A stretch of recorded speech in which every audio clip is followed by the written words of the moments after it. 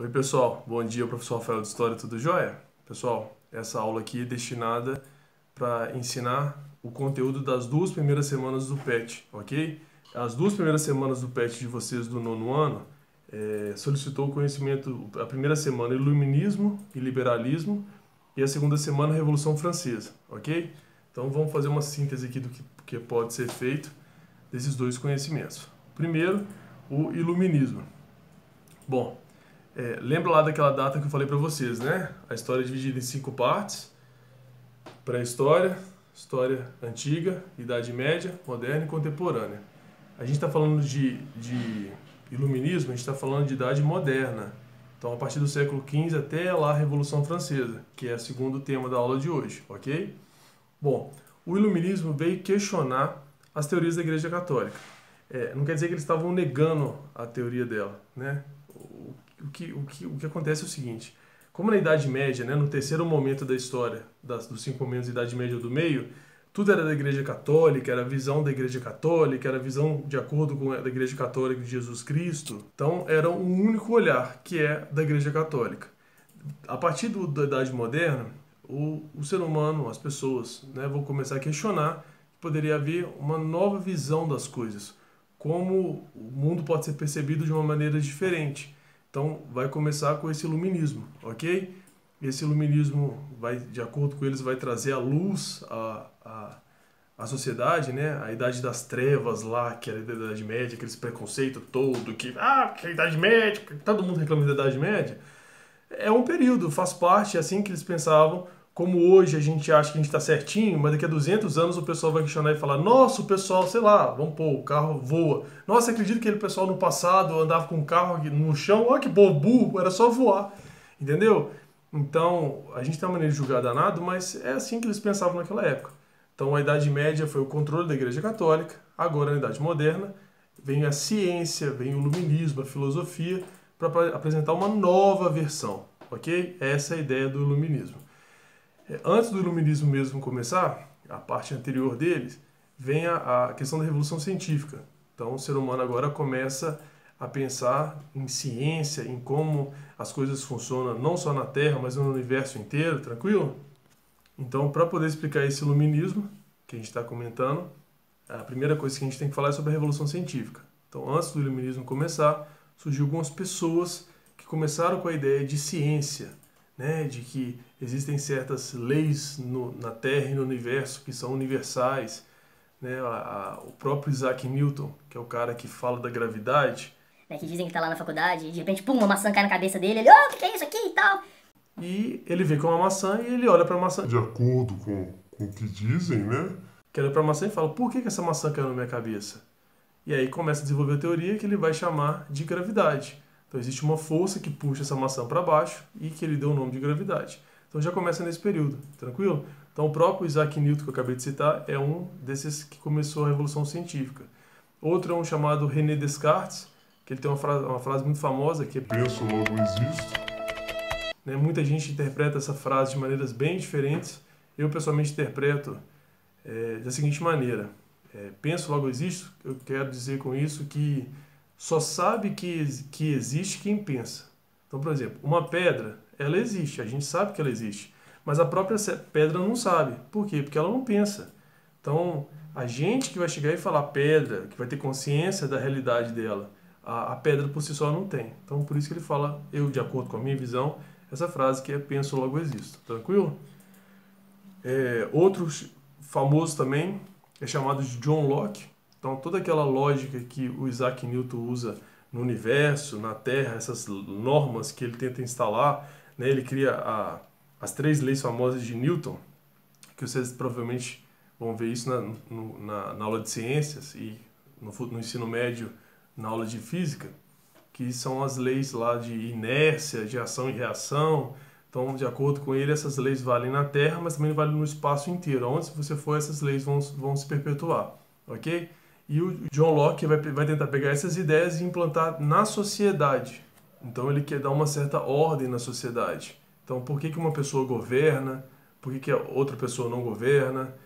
Acordos que a sociedade faz com o governante para que a sociedade tenha uma certa estabilidade, uma certa tranquilidade. Então toda essa lógica que o Newton quer colocar na ciência, ele quer colocar na vida social, tranquilo? E aí agora começando o iluminismo mesmo, né? Depois da Revolução Científica, o iluminismo na veia, né? O iluminismo famoso, a gente tem algumas pessoas a indicar aqui, tá? A primeira delas é o Voltaire, que está citado numa das atividades suas do PET, ok? E ele defende muito liberdade de expressão, um Estado laico. Isso é muito importante você saber o que é um Estado laico. O que é um Estado laico, professor? Estado laico é um Estado que não exige dos seus cidadãos uma determinada religião. Não entendi, professor. Imagina que se para você ser brasileiro, você tivesse que ser obrigatoriamente católico. Aí você fala que absurdo, mas era assim. Né? Antes da proclamação da República, durante o Império e período de colônia, para você ser brasileiro ou um colono, aqui você tinha que ser católico, você não tinha escolha de outra religião. Então, o que é laico? Laico é permitir que você seja brasileiro e tenha uma outra religião ou não tenha religião, ok? Então, é isso que é laico. E o Voltaire acreditava muito nessa questão do laico. Outro nome muito famoso é Montesquieu. Eu, pessoalmente, de todos os iluministas, um dos que eu mais gosto. E ele foi sensacional. Foi Sensacional. Por quê? Muita gente reclamava naquele período, a gente vai continuar falando sobre a Revolução Francesa, você vai entender melhor por que isso. Que o rei era muito ruim. Ah, e o rei, ele acha que ele é poderoso, ele acha que Deus que colocou ele lá, que ele pode fazer o que ele quiser. E é verdade, eles achavam mesmo, né, a grande maioria dos reis se achavam a último biscoito do pacote, né, o último ouro branco do pacote, só que o pessoal reclamava, né, e falava, não, nós temos que tirar o rei, nós temos que tirar o rei, nós temos que tirar o rei. E eu concordo, né, não era um sistema muito bacana. Agora, o que colocar no lugar? É que nem você, quando reclama do seu pai e de sua mãe, e fica falando, Ai, meu pai não me entende, né? A adolescência nossa é rebelde, né? Eu sou rebelde. Eu não aguento mais meu pai, não aguento mais minha mãe, mas... e se você, por exemplo, sair de casa? Como é que você vai se sustentar? Né? Já é complicado ter que estudar aí, aguentar os professores chatos, igual a minha, né? Enchendo a sua paciência aí. Você imagina para poder cuidar da sua própria vida, do seu próprio dinheiro. Se não tiver dinheiro, você não come. Você não tem onde dormir, você não tem uma energia elétrica, você não tem uma água. Então uma coisa é você reclamar do que está acontecendo, outra coisa é você propor uma solução. E são poucas as pessoas na sociedade, isso é muito importante. São poucas as pessoas na sociedade, infelizmente, que tentam resolver o problema. Todo mundo sabe criticar, Mas resolver o problema são poucos. Então, aqui na questão, se a gente não quer mais o rei, o que nós vamos colocar no lugar? Então quase ninguém sabia responder. Veio Montesquieu e falou, Deixa comigo, resolvo. E ele vai lá, então, escreve um livro, se eu não me engano, Espírito das Leis, e lá ele fala o seguinte, nós vamos retirar o rei, e no lugar desse rei nós vamos criar 3 poderes, executivo, legislativo e judiciário. É o que quase o mundo inteiro usa hoje. É graças a ele que o mundo inteiro hoje tem esses 3 poderes. Porque antes o rei era tudo isso. Ele mexia com justiça, ele mexia com a criação de leis, ou nem precisava de criar lei, ele era a lei. Né? O Luís XIV, que é um rei muito famoso francês, falava l'état c'est moi, o Estado sou eu, então ele é a lei. E o executivo que executa todo o vínculo com o dinheiro, tudo é com eles. Então o rei era esses 3. O Montesquieu falou, não, para mim agora tem que ter 3 poderes. Cada poder é autônomo um do outro, cada um vigia um ao outro. E a teoria dele foi bem aceita, não é à toa que o mundo inteiro usa a teoria dele, que é os 3 poderes. Então, para mim, ele é sensacional, ok? Ele é inteligentíssimo, genial. E foi a teoria dele que resolveu a questão, né? Bom, outro cara também famosaço é Rousseau. Rousseau já era um cara mais voltado à igualdade, né? A querer dar direitos iguais às pessoas, a direitos de participação política, né? O que o Voltaire era para liberdade, ele era para igualdade, tranquilo? 2 caras também que ficaram famosos foi Diderot e D'Alembert, que foram os caras que criaram a enciclopédia. A sua geração não é muito conhecida de enciclopédia, mas a minha geração para trás, né, os meus pais, meus avós, bisavós, a enciclopédia era um sonho, né? Eu lembro quando eu estava aí, sei lá, 5ª série, 4ª série, na minha época não era ano, era série, né? Vinha o pessoal para vender enciclopédia, era caro demais, meus pais não tinham condição de comprar. Era um conjunto. O que é enciclopédia? É um conjunto de livros que, de acordo com os iluministas, juntariam todo o conhecimento do período nesses livros. Entendeu? Seria tipo um amontoado de conhecimentos que você compraria aqueles livros, guardaria e tudo que você precisaria estava lá. Tuf, você pegava o livro, entendeu? E esses dois caras que inventaram essa enciclopédia. Tranquilo?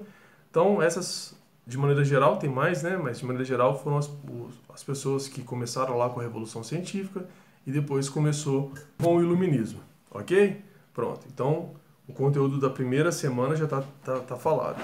Agora vamos para o conteúdo da segunda semana, tá? Que é a Revolução Francesa. A Revolução Francesa!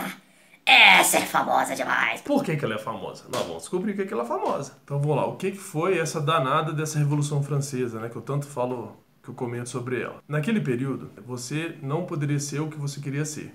Nossa, eu não entendi. Hoje, se você quiser ser jogador de futebol, você pode ser. Não quer dizer que você vai ser porque você quer, mas você vai ter que correr atrás, melhorar e tal, e virar jogador de futebol. Se você quiser ser um cientista, você vai correr atrás e vai ser cientista. Você entendeu? Você pode ser o que você quiser, correndo atrás e dando certo. Naquela época, não. Na Idade Moderna, você nascia no meio que você nasceu e você vai morrer nesse meio. Então, existiam 3 classes sociais naquela época. Clero, nobreza e o terceiro estado, que é a parte mais pobre, tá? Então, a nobreza era quem veio de outro nobre. Então, seu pai é um nobre, seu avô é um nobre, seu bisavô é um nobre, seu tataravô é um nobre, seu tataravô era nobre, então você é um nobre, ok? Então, essa classe social é por causa de sangue. O clero, que é a Igreja Católica, o pessoal lá responsável pelas orações, geralmente vinha também da parte da nobreza, né? São poucos aqueles que vinham da parte mais pobre da sociedade. Então, essas duas classes, o clero e a nobreza, elas controlavam. O próprio rei fazia parte da nobreza, a família real fazia parte da nobreza. E a terceira parte da sociedade, que era o pessoal pobre, né? Então, se você nasceu nobre, você morre o nobre. Se você nasceu pobre, você morre pobre. Você pode ficar rico, que você continua pobre. Ah, você não faz sentido não. Fácil, você vai entender. Vamos lá. Então, um pouco antes de 1789, que é a data do início da Revolução Francesa, a França estava passando um perrengue financeiro enorme. O que é isso? O país estava quebradinho. Quebradinho todo. Tá? O rei Luís XVI, ninguém da nobreza liga muito para dinheiro. O nosso deles era cumprir com os acordos, com as cerimônias, com aquelas festas, as mulheres... Mas trabalhar mesmo que é bom, eles não eram muito afim, não. Eles queriam festa. Então, o rei, que é o maior nobre que tem, que ele é o rei, ele não quer muito saber de dinheiro. Né? Se o país tem dinheiro, se não tem dinheiro, não interessa. Ele quer fazer festa. E a França faliu, quebrou. Não tinha mais dinheiro. E o rei... Eu quero festa, e eu tô aí por dinheiro. O que interessa dinheiro? Eu quero saber da minha festa. Eu quero mostrar pra todo mundo que eu comprei um quadro novo, que eu tô com um sapato novo. Isso é a nobreza, ok? Isso fez a França quebrar. E aquela confusão toda, e provavelmente os ministros de finanças dele falando, Luís XVI, a França tá feio o negócio, nós estamos sem grana, sem din-din, como é que nós vamos fazer? E Luís XVI, eu sou nobre, eu não quero saber de dinheiro não, você se vira aí. Né? Eu te pago para isso. E foi, até que também veio junto uma crise agrária muito séria. Teve um problema muito sério de choveu muito pouco ao longo de 3, 4 anos, então teve um problema muito sério alimentício, né? Se não chove, não planta, se não planta, não tem comida. Né? O gado morre. Então, além da França estar quebrada, o povo passando fome, ainda vem para piorar ainda mais essa crise agrária, que o povo ainda vai passar mais fome. Né? A nobreza não vai ficar sem comida, porque eles são nobres, mas o restante do povo vai ficar cada vez mais pobre, com menos comida, aquele desespero todo.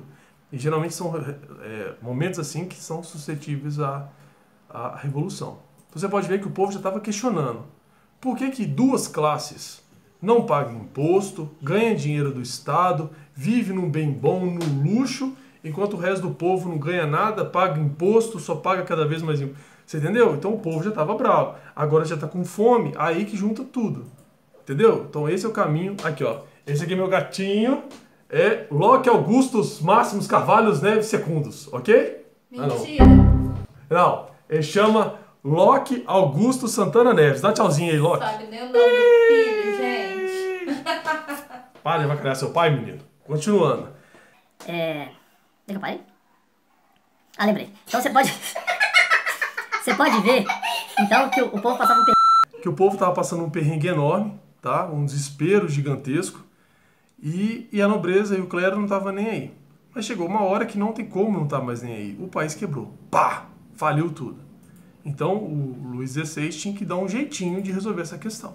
Então ele vai convocar uma reunião famosa chamada Estados Gerais. Então ele vai pedir representantes dos 3 estados, lembrando, clero, nobreza e o povo mais pobre. Então essas 3 classes vão se juntar numa reunião. Luís XVI vai apresentar que a França está falida, que ele não sabe por quê. Sabe? É claro que ele sabe, né? Ou não, né? Sei lá, a pessoa não ligar pra dinheiro. E que ele teria então que aumentar os impostos. Então ele daria 2 opções. Ou a classe nobre e clerical do clero começaria então a pagar impostos, ou o terceiro estado, que é a parte mais pobre, que já paga imposto, teria que pagar ainda mais imposto. E ele sai da sala e deixa o pessoal se esmurrar. E aí aquela confusão, né? O nobre vira e Eu fala, sou nobre. Meu tataravô, só vou à França. Você acha que eu vou chegar e pagar imposto? Eu quero é dinheiro, não tem que pagar, eu tenho que ganhar. O clero vira e fala: eu sou representante de Deus na Terra. Que absurdo um representante desse calibre pagar imposto. Eu não vou pagar imposto. E o povão falando, olha, eu já pago imposto, tô todo lascado. Você quer que eu pague mais? Eu nem tenho dinheiro mais, de onde que eu vou tirar esse dinheiro? A verdade é que dentro da parte pobre da sociedade existia uma classe famosa chamada burguesia, famosa hoje, né? Essa burguesia é a classe mais pobre, mas que com tino de negócio, eles são empreendedores, eles conseguiram fazer comércios e conseguiram ganhar din-din. Ele não era um nobre, porque ele não nasceu com sangue nobre, mas ele é um pobre que tem dinheiro. Lembra lá no início do vídeo que eu falei que fazia sentido essa frase lá naquela época? Então era uma pessoa do terceiro estado, mas que ela conseguiu melhorar de vida. Não era assim, nossa, milionária, mas tinha uma condição boa. E esse cara então vai falar, pera, eu tô suando aqui, ó, eu acordo 6 horas da manhã para trabalhar, vou dormir 11 horas da noite, já pago imposto para esses nobre clero ficar à toa aí, você quer que eu pago mais? Não vou pagar, não. Mas não vou mesmo. E aí começa. Eu não vou pagar outro, eu vou pagar sim outro. Que você imagina a confusão, né?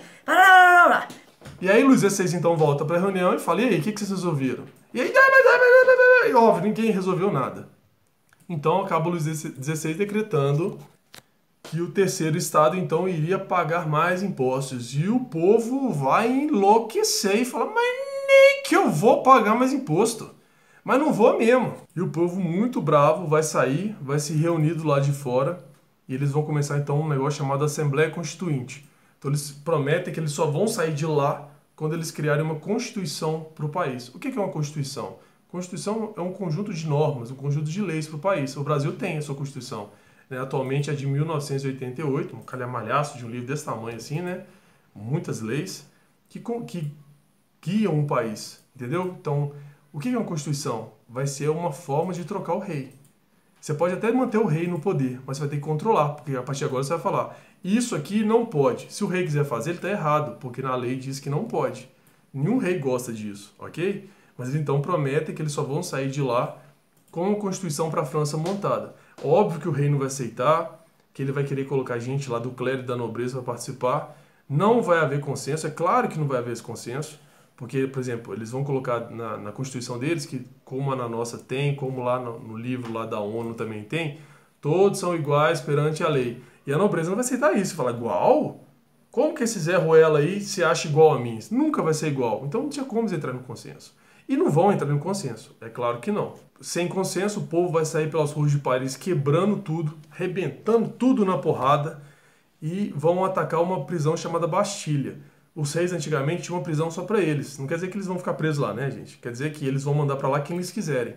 É só você ver o Conde de Monte Cristo, um filme muito bacana de você ver, para você ver esse período da Revolução Francesa, que vai mostrar como é que o rapaz lá vai ser preso sem julgamento, sem nada. Então o rei queria mandar para prisão e falar, fulano de tal para prisão, e ele ia para Bastilha. Então o povo vai para essa Bastilha, quebra todo mundo na porrada, quebra a Bastilha inteira, e esse é o símbolo do início da Revolução Francesa, a queda da Bastilha, a queda do presídio do rei, ok? Com isso é criado, né, lá junto com a Constituição, os direitos do homem e do cidadão. Então eles vão colocar algumas leis que de acordo com eles são imutáveis, ninguém vai poder mudar. Então aqui tem umas delas. Primeira, todos devem pagar impostos. Obviamente, né, ninguém pagava imposto, só o pessoal mais pobre, agora todo mundo tem que pagar. Mais uma, os privilégios do primeiro e segundo estado são retirados. Então os 2 estados agora não têm mais privilégios, de acordo com a Constituição eles são iguais. Mais uma, os homens são livres e iguais perante a lei. Então, a partir de agora, não interessa se você é filho do tataravô seu que era nobre. A partir de agora, lei é lei, regra é regra, você vai ter que seguir, você vai ter que seguir, você não vai seguir, você não vai seguir para todo mundo, ok? E mais um tanto outros de normas que eles vão criar e até hoje a gente vai usar isso como referência. Então essa bagunça aí vai de 1789 até 1791. Não acho que vai resolver não, que vai piorar. Em 1791, a família real, né, Luís XVI e sua esposa, vão tentar fugir da França. Eles viram que não tinha mais como controlar a revolução, o povo estava muito revoltado. Como todas as famílias reais da Europa tinham linhagens sanguíneas, então o príncipe da Áustria casou com a princesa de Portugal, o príncipe de Portugal casou com a princesa da Espanha, e eles são todos muito parentes. Então eles vão tentar fugir para a Áustria, que é pertinho da França, ok? E quase que eles estão quase saindo da França, na última cidade, eles são descobertos, e aí eles são levados de volta para Paris, e agora como traidores. Né? Antes a população estava aceitando eles ainda, agora eles são traidores, afinal de contas o rei estava fugindo do seu próprio país. Então eles vão ser presos, tanto Luís XVI quanto sua esposa, vão ser julgados e futuramente os dois vão ser mortos, ok? E vão ser mortos com um equipamento famoso daquela época. O cara que criou esse equipamento é chamado de guilhotin, por isso que o equipamento chama guilhotina, né? Que é uma lâmina que chega e corta a cabeça da pessoa rápido. Então os dois vão ser guilhotinados, ok? E isso, a revolução vai piorar ainda mais, porque agora o rei, que é o rei todo-poderoso, quis abandonar o seu povo. Então o povo já estava revoltado, agora que vai piorar ainda mais a situação. Então agora eles criam um sistema chamado Assembleia Legislativa, e essa Assembleia então é como se fosse o que a gente chama hoje de Senado e Câmara dos Deputados. A partir de agora era ali que iria governar a França. Agora não tinha mais rei, não tinha mais rainha, era esse povo que iria governar. Vários grupos vão participar dessa Assembleia, que nem a gente tem hoje partido político, né? PT, PSDB, PSL, PCdoB, tem tanto partido aí, né, que a gente esquece. Mas naquela época também existiam vários grupos, mas os dois mais famosos e mais importantes aqui para a Revolução são os jacobinos, que são o pessoal mais extremo, geralmente o pessoal mais humilde e mais rebelde, mais revolucionário, e os girondinos, que é a burguesia. Lembra que eu falei para você que a burguesia está dentro do terceiro estado, dentro da parte mais pobre, mas que tinha um pouco mais de dinheiro? Esse pessoal já era mais moderado. Calma, gente, a gente tem que fazer revolução, mas nem tanto assim não. Até porque eles já tinham dinheiro, eles tinham coisa para perder. Agora os jacobinos lá, que era o pessoal mais pobre, não tinha nada a perder não. Vamos arrependar, mudar tudo e vamos ver o que faz para melhorar a nossa vida aqui. Entendeu? Então tinham mais grupos, mas esses dois são os dois principais. Jacobinos, que é a parte mais pobre, e girondinos, que dentro do terceiro estado é a parte que tem mais dinheiro, que é a burguesia. Em 1793, 2 anos depois, os jacobinos não aguentam mais os girondinos falando na cabeça deles. Os jacobinos são o pessoal mais extremo, né, o pessoal mais humilde. Então eles vão tomar o poder dessa Assembleia e eles agora vão governar. E esse período é muito conhecido, famoso, como o Grande Terror ou a Era do Terror, entendeu? Que nessa época, como o pessoal mais extremo estava governando, qualquer um poderia ameaçar contar para os outros que você era uma pessoa que não gostava da revolução. Então, por exemplo, se você não gostava do seu vizinho, seu vizinho falou alguma coisa errada, você ia lá na Assembleia e falava, o meu vizinho lá, ele falou que não gosta da Revolução Francesa não, que ele gosta mesmo é do rei. E aí o pessoal ia lá, pegava a família dele, fazia um julgamento e cortava a cabeça com a guilhotina. Então você imagina o que aconteceu. Chegou uma hora que a rua de Paris, você não conseguia mais limpar o chão de tanto sangue que tinha. Então foi um período assim assustador, todo mundo morrendo de medo. Os próprios jacobinos vão acabar morrendo na guilhotina. Um começa a ameaçar o outro e vai acabar todos eles. Todos vão acabar morrendo na guilhotina. Eu tenho até um número aqui, ó. Entre 1793 e 1794, ou seja, entre 1 e 2 anos, 16 mil pessoas foram guilhotinadas. 16 mil pessoas perderam a cabeça nessa questão.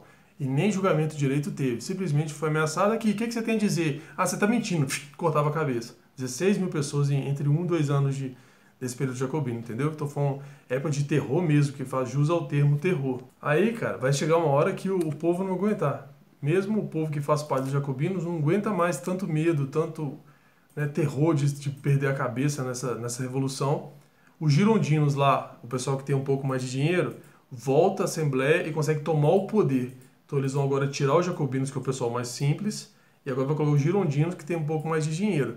Esses jacobinos, os líderes dos jacobinos vão ser todos guilhotinados, como eu falei para vocês, todos vão perder a cabeça. E os girondinos, para poder tentar controlar o país, porque a revolução chegou num ponto tal que já não tinha mais controle nenhum, tinha que procurar alguém para resolver esse problema. E o alguém escolhido, alguém muito famoso, que vocês aposto que já ouviram falar, que é um general francês chamado Napoleão Bonaparte. Né? É um dos generais, se não for o general que assumiu a patente como general, né, que é a patente mais alta do exército, com pouca idade, eu não lembro direito, mas tipo 24 anos de idade ele já tinha virado um general, mais ou menos essa idade, eu não lembro certinho não. Então o Napoleão é convocado e ele teve a incumbência de acabar com a Revolução Francesa. E obviamente que não foi na conversa, né? Uma revolução desse tamanho, com toda essa confusão acontecendo, foi na base da porrada. Ele botou o exército na rua e falou, agora é toque de recolher, as coisas vão ser feitas da maneira que eu quero, e põe o exército na rua. E ele acaba, sim, controlando a Revolução Francesa. Com isso, então, a Revolução Francesa acaba e o próximo tema, né, provavelmente eu tenho que olhar no apostila de vocês, mas deve ser Napoleão Bonaparte, ok? Então, até a próxima aula.